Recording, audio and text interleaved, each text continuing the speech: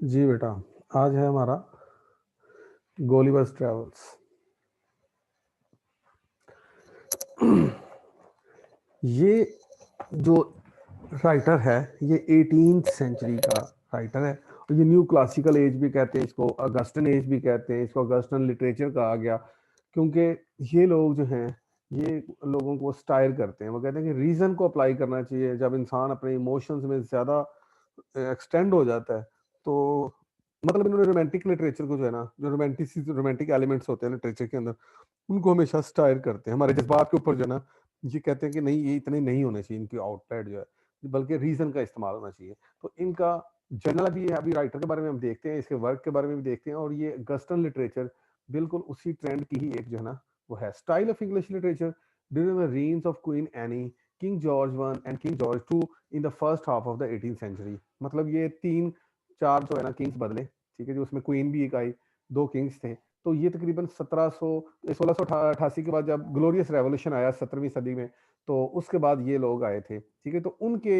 इरा के अंदर क्या सोशियो पॉलिटिकल चेंजेस आई हैं हम इस लिटरेचर में पढ़ते हैं, ठीक है। क्योंकि हमारा इंग्लिश लिटरेचर है तो इसलिए जो भी एवोल्यूशन हुई है इंग्लिश सोसाइटी के अंदर वो हम उनको उनके रेंज से पहचानते हैं। जैसे एलिजबेथन लिटरेचर जो है वो शेक्सपियर की एज में आता है, 16वीं सदी में क्वीन एलिजबेथ वन, आजकल क्वीन एलिजबेथ टू चल रही है। तो आजकल कभी इरा को हम क्वीन एलिजबेथ टू इरा करेंगे, ठीक है जी। तो मतलब उनके किंग्स से जाना जाता है। It is a literary epoch that featured the rapid development of the novel and exploration in satire. वो कहता है कि इस अब नॉवल जो है ना वो हो रहा था। अभी देखिए ये नॉवल टाइप ही होगा, ठीक है जी। एडवेंचर्स हैं यहाँ पर, मुख्तलिफ किस्म के ट्रेवल्स करेगा। इसका जो फिक्शनरी कैरेक्टर है जिसका नाम गोलीवर है और राइटर का नाम क्या है, जोनाथन स्विफ्ट। तो ये एक स्टाइल बहुत ज्यादा एक्सप्लोर हो रहा था यहाँ पर। सिटायर का मतलब क्या होता है इसको भी हम डिफाइन करते हैं। सिटायर एक लिटरेरी पीस ऑफ वर्क होता है जिसके अंदर ह्यूमरसली किसी को टारगेट किया जाता है, किसी की फॉलीज, अब्सर्डिटीज और स्टुपिडिटीज को टारगेट किया जाता है, ताकि ये अमूमन सोसाइटी के ऊपर होता है, ठीक है जी। इंडिविजुअल्स के साथ साथ सोसाइटी के ऊपर भी होता है कि सोसाइटी सोशल नॉर्म्स जो हमारे ऑर्थोडॉक्स जो की मतलब जो चीजें हैं कन्वेंशन के ऊपर किया जाता है कि ये ऐसे रिवाज क्यों बना हुआ है। तो मतलब उसके अलावा political order of the day के ऊपर किया जाता है, सोशल अपने नॉर्म्स के ऊपर किया जाता है, तो सोशल इवल्स के ऊपर बात की जाती है। तो इसका मकसद ये होता है कि कोई इस्लाह आए, और ये इतना तनकीदी वर्क होता है और इसके अंदर इस्लाह का एलिमेंट बहुत ज्यादा होता है। तो ये जो बाय जॉनरे ये कहानी जो होगी है नॉवल टाइप, ठीक है जी। तो इसमें बहुत ज्यादा एडवेंचर्स होंगे उसके साथ, और वो अभी हम देखते हैं कि उसको क्या चीजें एडवेंचर के ऊपर वो कर रही थी। लेकिन स्टाइल का मकसद मैंने आपको बताया कि स्टाइल का मकसद ये होता है कि किसी की, ये बहुत इंपॉर्टेंट डेफिनेशन है जिस स्टाइल की आप जरूर याद रखिएगा, आसान, इजी टू अंडरस्टैंड। अगर आप इसको समझ लेंगे तो आपको यकीनन जो फॉलोइंग इसका वर्क है राइटर का वो आपको समझ आ जाएगा। क्योंकि ये मैंने बताया कि अगस्टन एज 18th सेंचुरी में है और ये एज जो है इसको न्यू क्लासिकल एज भी कहा जाता है। तो न्यू क्लासिसिज्म के अंदर जो है ना ये क्लासिकल चीजों को पॉइंट किया जा रहा था और लोगों लोगों की चीजों को जो है ना मतलब सोसाइटी के अंदर जो नॉर्म्स थे उनको मतलब जो है ना वो टारगेट किया जा रहा था। मतलब इवन के इसके अंदर साइंस के ऊपर भी स्टाइल है। स्टाइल का मतलब क्या होता है, किसी हिजो करना, यानी किसी की गलतियों को पॉइंट आउट करना, लेकिन इस तरह करना कि उनकी इस्लाह हो सके। एक तनकीद होती है ना, डायरेक्ट तनकीद, ठीक है जी, जो ब्लंटली की जा रही है। ये बड़ा एक मतलब जो है ना पोलाइटली इसको किया जाता है। The mutation of drama from political satire into melodrama.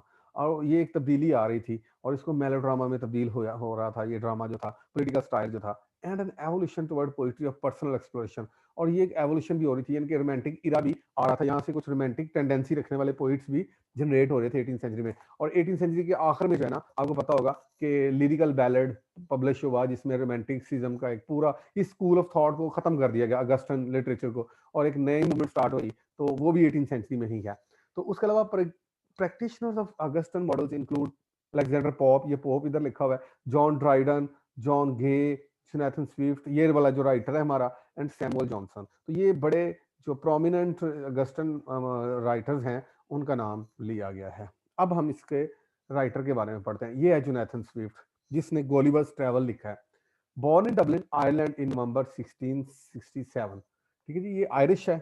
Irish Ireland जो है ना हमेशा से ही बहुत एक फर्टाइल प्लेस रही है। यहाँ पर से बहुत सारे प्रोडक्टिव राइटर्स आए हैं, GB Shaw, W B Yeats, Jonathan Swift, और उसके बाद ऑस्कर वाइल्ड। ये बड़े बड़े राइटर्स आपने नाम सुने होंगे इनके। तो यकीनन ये आयरलैंड से आते हैं। और मैंने बताया था आयरलैंड जो है ना ये इनकी कॉलोनी है, जैसे हमारे यहाँ साथ हमारे कश्मीर लगता है। तो कुछ हिस्सा इसका ब्रिटिश के अंडर है और कुछ हिस्सा अभी भी वो आजाद है। Secretary to William Temple, extremely important statesman.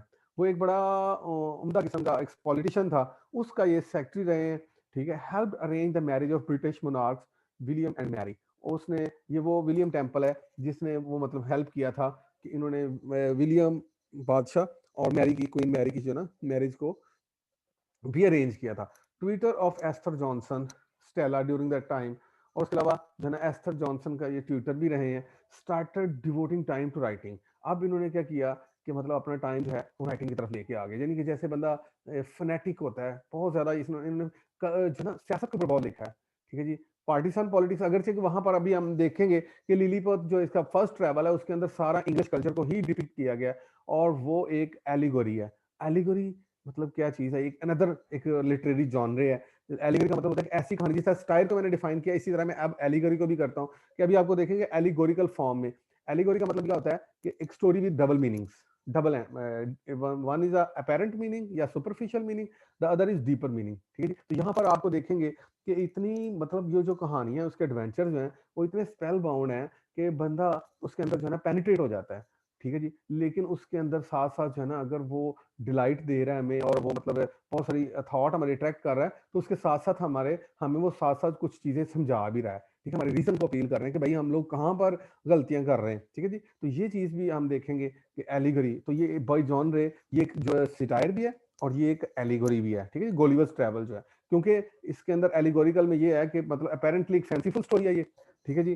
और डीपर लेवल के ऊपर एक सिटायर है। ये टारगेट्स को, मिस्टेक्स को पॉइंट आउट किया जा रहा है कि हमारी सोसाइटी के अंदर हमारे सोशल नॉर्म्स, हमारे जो रिलीजियस नॉर्म्स थे, हमारे जो पॉलिटिकल जो चीजें थी, वो सारी की सारी जो थी ना उनके अंदर कुछ फ्लॉज थे, उनको पॉइंट आउट किया गया।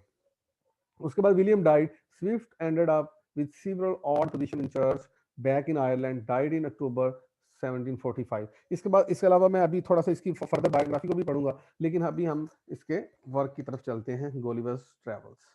गोलीवर, इसका मैंने बताया था कि उसके ट्रैवल्स हैं, ये एडवेंचरर है, ये एक मतलब जो है ना क्या कहते हैं कि फिजिशियन भी है, ठीक है जी। लेकिन ये शिप के अंदर काम कर रहा है, वहां पर इसको जो है ना ये चाह नहीं रहा कि क्लिनिक एक जगह पे सेटअप करे, बल्कि ये चाहता है कि मैं मूव करूं from one place to another, और वहां पर इसको मुख्तलिफ किस्म के वाकयात पेश आएंगे। और इसके ये जो चार किस्म के एडवेंचर हैं, चार किस्म के वेरियस लैंड्स के ऊपर जाता है। वैसे तो जो तीसरा ट्रैवल है उसके अंदर काफी सारे लैंड्स आएंगे जहां पर ये जाएगा, लेकिन हम उसको टोटल चार हिस्सों में तकसीम करते हैं, first travel, second travel, third and fourth. First travel क्या है जी, वो है, उसके बाद label according to different interpretations, ठीक है जी।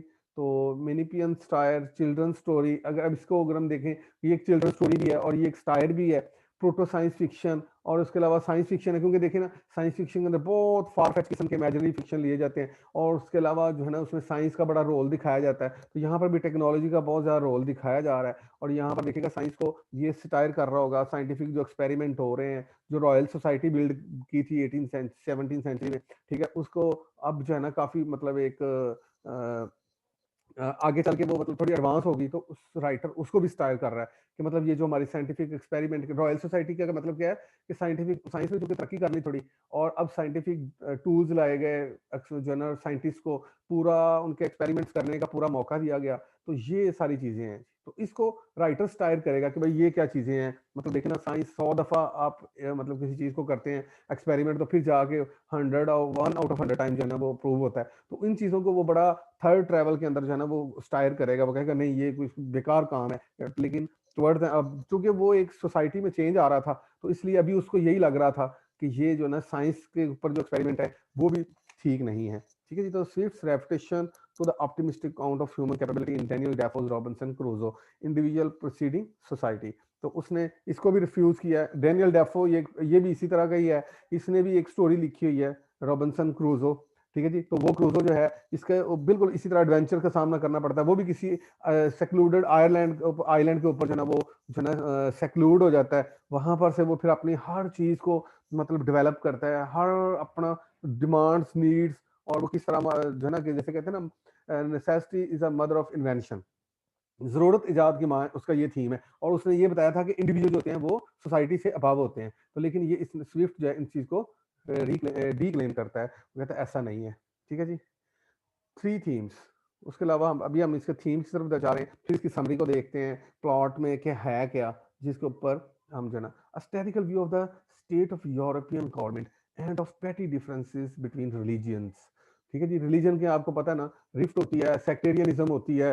रिलीजन में एक सेक्ट आप अडॉप्ट करेंगे तो दूसरा जो है ना उसको वो स्टायर कर रहा होगा। तो ये जो है ना इनके दरमियान एक परपेचुअल रिफ्ट रहती है। तो उसको भी टारगेट किया है राइटर ने यहाँ पर, और उसने ये बताया कि उस वक्त की स्टेट ऑफ यूरोपियन जो गवर्नमेंट थी वो अब इंपीरियलिज्म की तरफ जा रही थी। उनके जो पॉलिटिकल जो चीज़ें थी वो मतलब जो है ना अब चूंकि ट्रांजिशन हो रही थी और लोग जो थे डेमोक्रेसी की तरफ बढ़ रहे थे, और जो उनकी हायरार्की मोनार्कीज थी दे वर बीइंग चैलेंज, और उनको मेंटेन करने के लिए मतलब जो है ना बहुत सारे जो है ना उसके अंदर करप्शन आ रही थी। तो ये चीज़ को भी दिया गया।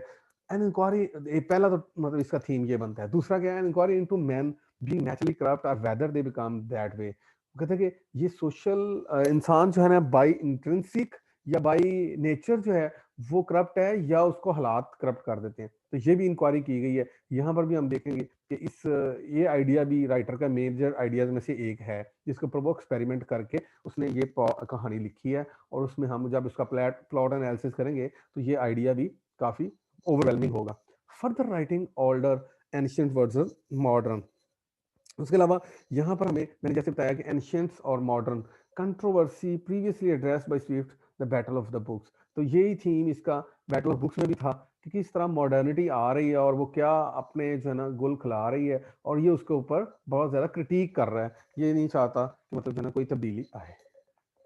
तो चूंकि हर राइटर जो होता है वो बाय नेचर जो होता है वो कंजर्वेटिव होता है, तो इसलिए जो भी चीजें ज़ाहिर है, नई मॉडर्निटी कब आती है जब प्रीवियस चीजों को चैलेंज किया जाता है।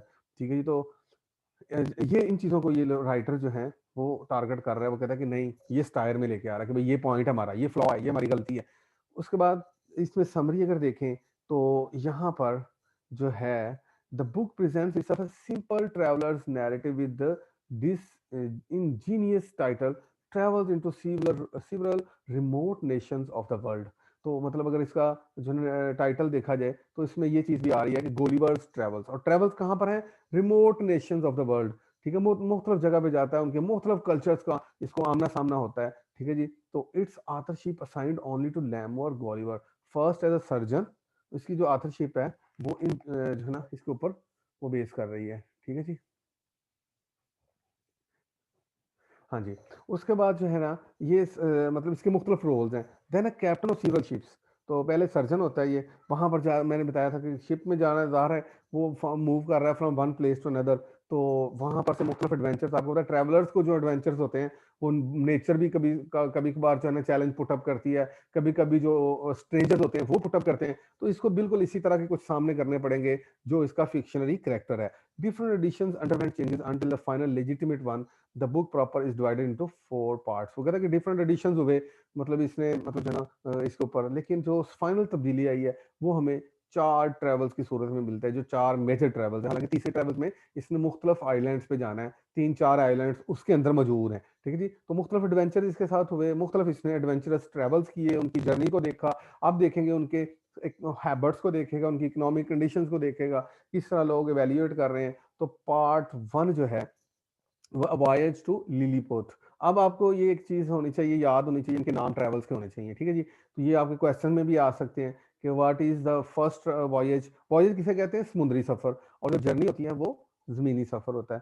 तो short preamble in the style of books of the time, brief outline of his life story prior to his voyage. सबसे पहले हमें तो ये थोड़ा सा उसके बारे में इंट्रोडक्शन दिया जाता है, जिस तरह के मतलब story start from the middle, जब एपिक टेल, क्योंकि ये एपिक इसलिए नहीं है, नॉवेल्स जो है ना एपिक से ही निकला है, मॉक एपिक टाइप से। ठीक है जी, तो ये एपिक इसलिए नहीं है। एपिक किसे कहते हैं, वो लॉन्ग नैरेटिव टेल होती है और उसके अलावा वो वर्स की सूरत में होती है। तो ये चूंकि नॉवल की ही सूरत, नॉवल में भी नरेशन की जाती है, इसमें भी नरेशन हो रही है। तो ये नॉवल का एक बुनियाद थी। ठीक है, रॉबिन्सन क्रूजो का जैसे मैंने जिक्र किया था, तो he was the first preeminent writer in the novel. अगर हम उसको देखा जाएंगे तो वो आएगा, क्योंकि he was also juxtaposed against the harshness of nature, और किस तरह उसको भी बिल्कुल इसी तरह के अनएक्सपेक्टेड और अनटवर्ड इवेंट का सामना करना पड़ता है, और फिर वो कैसे अपने आप को गैदर करता है। तो वो चीजें, और ये लोग भी बिल्कुल इसी तरह कर रहे हैं, क्योंकि ये वर्स फॉर्म में नहीं है, प्रोज फॉर्म में है। तो इसलिए नॉवल का जो चूंकि जॉनर जो होता है वो प्रोज होता है, तो इसलिए ये मतलब पहले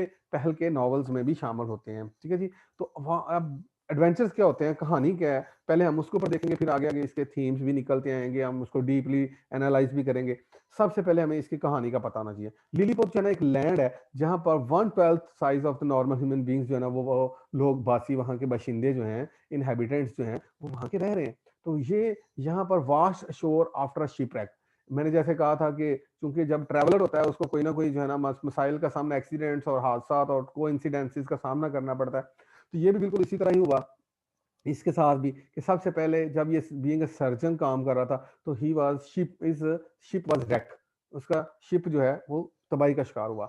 और जब इसने बहुत ट्रैवल करने के बाद जो है ना वो एक आइलैंड के ऊपर पहुंचा, तो इसने जब देखा कि ये, इसको नींद आ गई, थोड़ी सो गया वहां पर, और उन्होंने इसको बांधा हुआ था, छोटे छोटे वो prisoner of people 1/12 the size of normal human beings. तकरीबन अगर एक नॉर्मल ह्यूमन बींग का साइज 6 फीट लगाया जाए तो ये 6 इंच के बनते बनते हैं, ठीक है जी। तो वहां के जो इनहेबिटेंट्स थे, inhabitants of rival countries of Lilliput and Blefuscu और लिलीपट।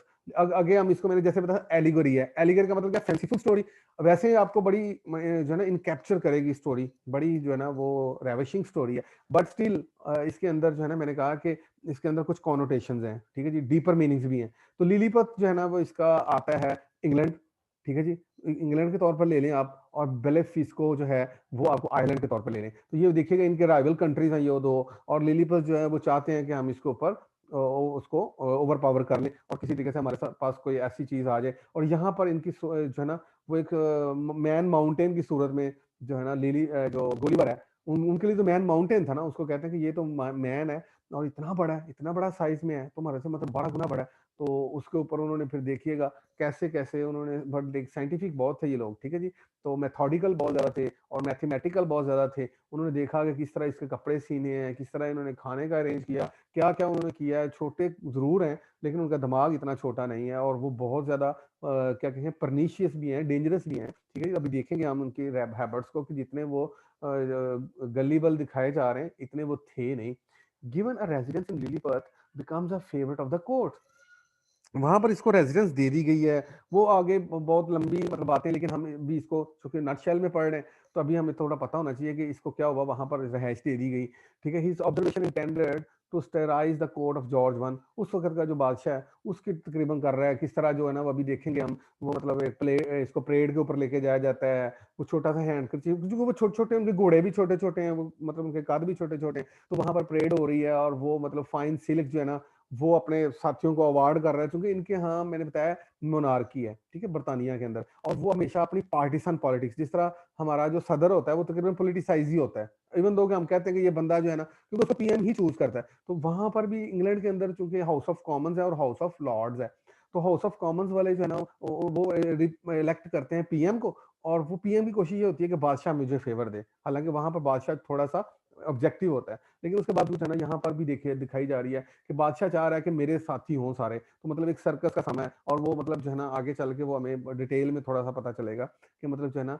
वो एक परेड में भी शामिल होता है, वहां पर बड़े लोग आते हैं और वो मतलब एक नीचे हैंडकरचीफ सा बिछाता है, उसके ऊपर घोड़े जो है ना वो करते हैं। और बाद में जब परेड जो ज्यादा जंपिंग कर रहा है वहां पर, ठीक है जी, और वो एक ट्रैम्पोलिन टाइप बनाया हुआ है, तो उस वक्त का जो ना वालपूल है, अभी बहुत सारे इसके जो है कॉनोटेटिव मीनिंग्स भी निकलेंगे, हम उसको निकालेंगे इंशाल्लाह। हाउएवर हम आगे चलते हैं थोड़ा, ताकि कंफ्यूजन जो है ना वो थोड़ी सी ना बने, और अभी हम पहले से स्टोरी को एक शॉर्ट में फॉर्म में पढ़ लें। He helps the Lilliputians against their rivals. अब बेल्फिस्को में जो है ना वो मतलब इनके साथ बेल्फिस्को और जो आइलैंड है दूसरा जजीरा ऊपर मेंशन भी है, उसकी इनके साथ जंग हो जाती है।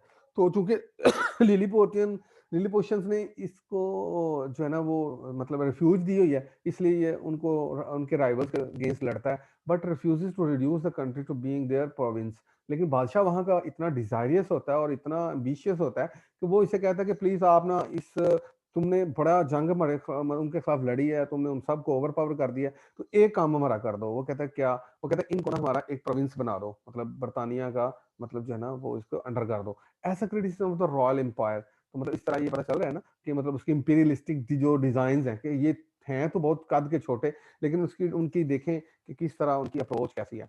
He is charge with treason. तो जब वो नहीं मानता उसके ऊपर गद्दारी के मुकदमा, सेल्स अवे। फिर एडवेंचर में चूंकि उसने बचना है आगे, फिर उसने नेक्स्ट एडवेंचर पे जाना है, तो अभी हम इसको ब्रीफली ये कहते हैं कि वहां से सेल अवे कर जाता है and is rescued bye a passing by a ship. तो एक मतलब जो है ना वो एक गुजरते हुए शिप में बैठ जाता है और फिर घर जाता है। और फिर इसको क्योंकि एडवेंचर का बहुत क्रेज है, तो इसलिए अब ये फिर एक और पे जाएगा, वहां पर इसके साथ फिर कोई अनहोनी होगी और फिर इसका किसी और कल्चर के साथ सामना होगा, तो वहां पर कौन लोग होंगे अभी हम देखते हैं। The ship adventure is steered off course by storm. पिछली दफा शिप रैक हुआ था, ठीक है जी। अब यहाँ पर एक स्टॉर्म जो है इनके जो एडवेंचर नामी शिप को जो है ना वो ऑफ कोर्स कर देता है और ये अपने रास्ते से भटक जाते हैं। And he is found by a farmer who is 72 feet tall.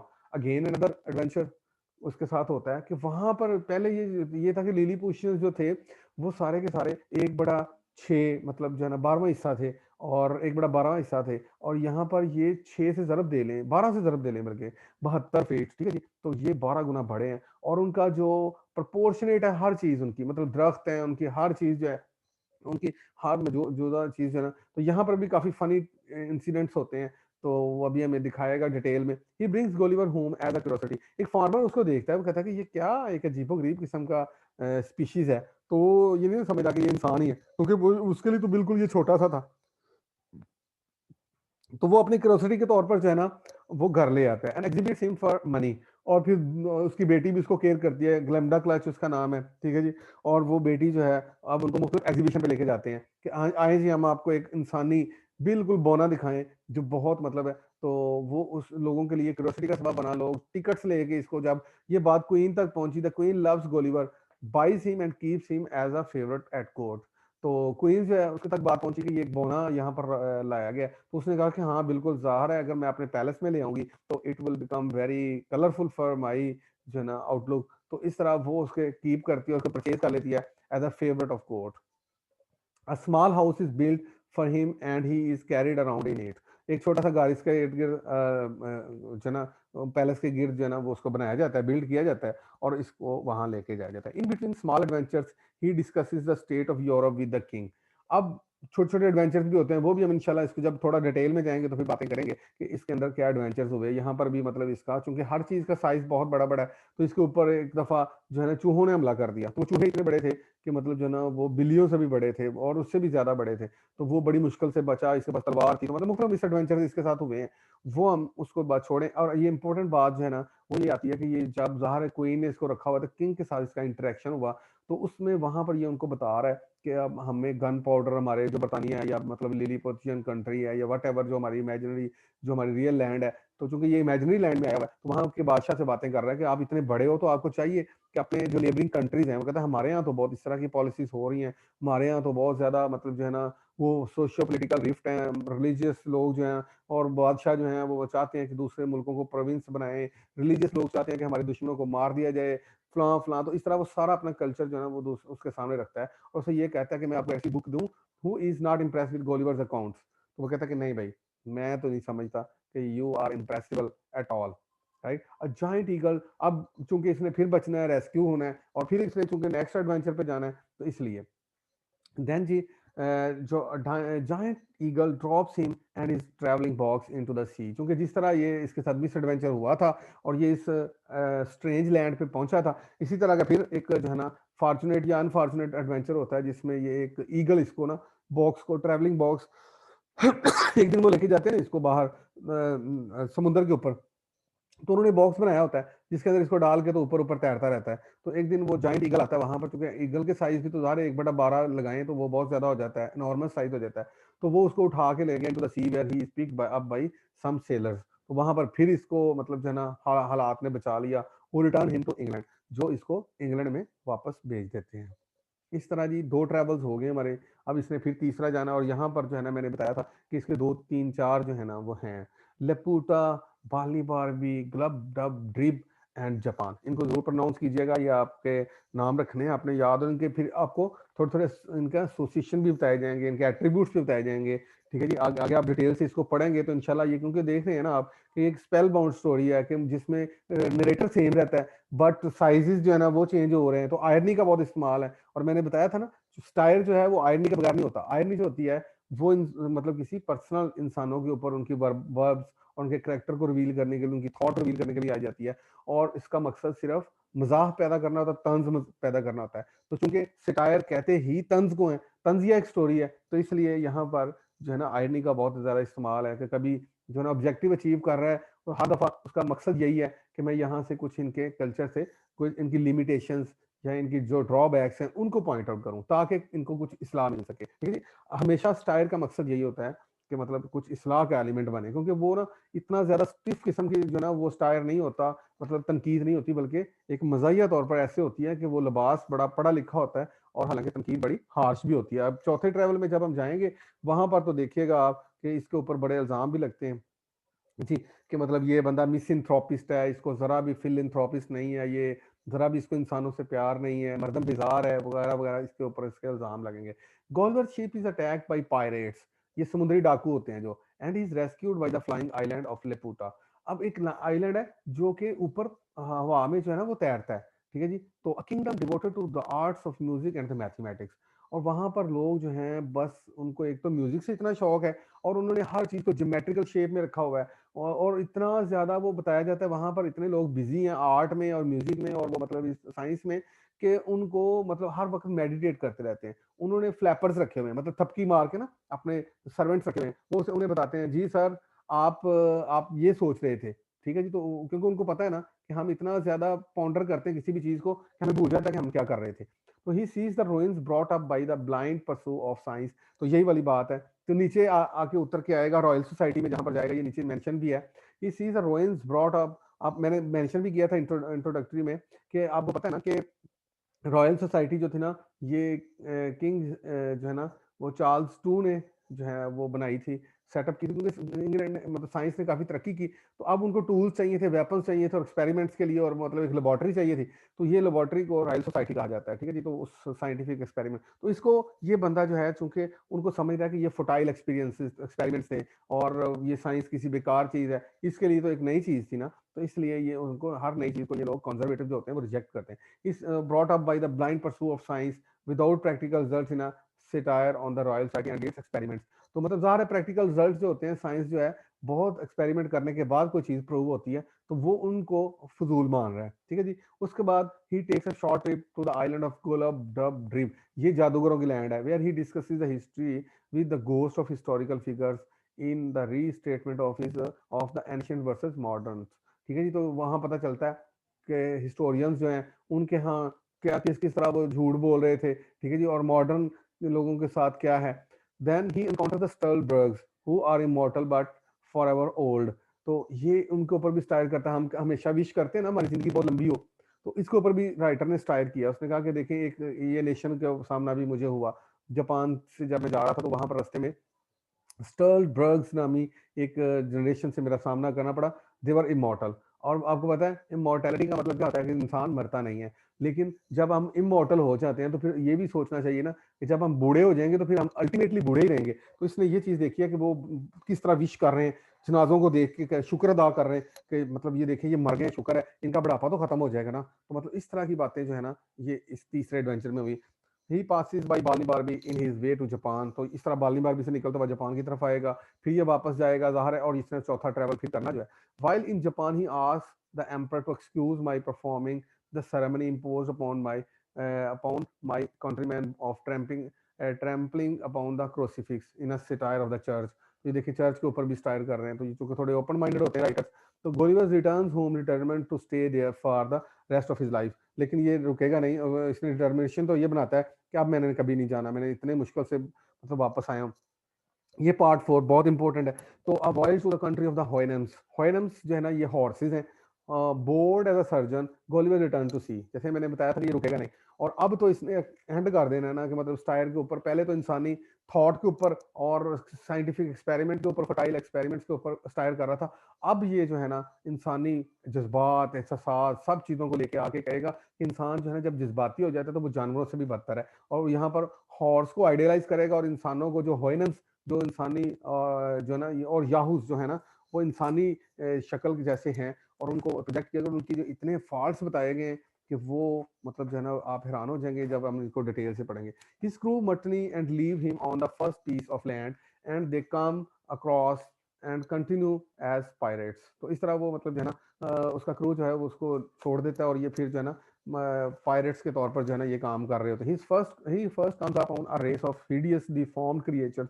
तो जब ये एक ऐसी सिक्लूडेड सी प्लेस के ऊपर उतरता है तो इसने ना मतलब एक बड़ी अगली किस्म की क्रिएचर जो याहूज हैं वो इंसानों के साथ वो कंपेयर करेगा, और ये वही वाली बात जो इंसान जो है वो किस तरह एप्स थे, एप्स का जैसे लग फिगर है ना कि इंसानों के ऊपर जिसम के ऊपर बाल बहुत ज्यादा थे, बहुत ज्यादा वो एम्बिशियस थे, बहुत ज्यादा हरीस थे, ग्रीडी थे, ठीक है। तो वो कहता है कि फीमेल जो है ना याहू जो है वो मुझे एम्ब्रेस कर लेती है और बड़ी मुश्किल से मैं बचता हूँ। जब हॉर्स आता है तो फिर मुझे पता चलता है कि they were driven by the horses, ठीक है। तो they were like human beings but they were ruled by horses.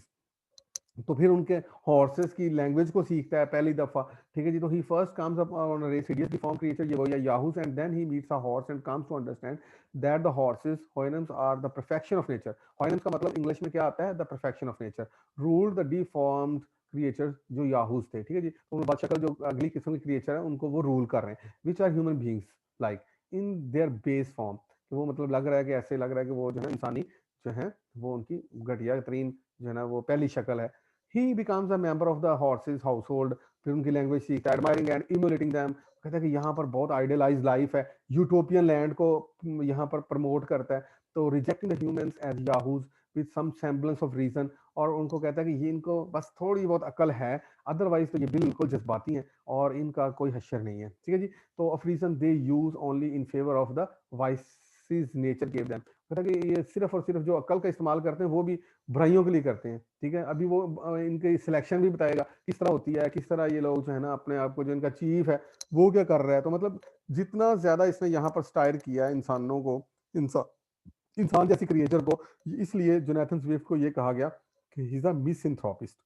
For this very same reason, he is considered a danger and expelled from that civilization। और जब उसने देखा कि मतलब जो दूसरे हॉर्सेज हैं उन्होंने कहा कि ये बंदा तो बिल्कुल याहूस की तरह गया, तो ये कल को वो ना हो कि याहूस को हमारे खिलाफ मिलाए और हमें ओवर पावर कर ले। तो उन वो डर गए और उन्होंने इसको यहाँ से निकाल दिया। He is rescued against his will. अब ये नहीं चाहता था कि वापस जाए और अपनी ख्वाहिश के खिलाफ बच गया एंड रिटर्न्स होम, और फिर वापस आ जाता है। But he is unable to reconcile himself to living among याहूस।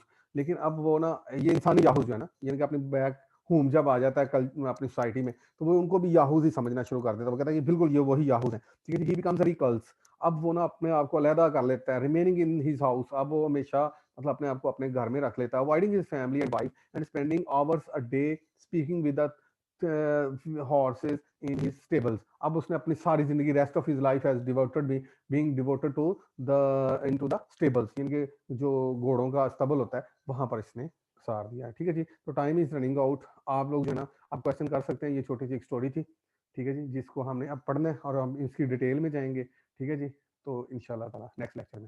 तो अभी को क्वेश्चन है बेटा तो बताएं आप। और उसके अलावा जो अटेंडेंस है प्लीज़ ये भी आप लोग शेयर कर दीजिएगा मेरे साथ, ठीक है जी।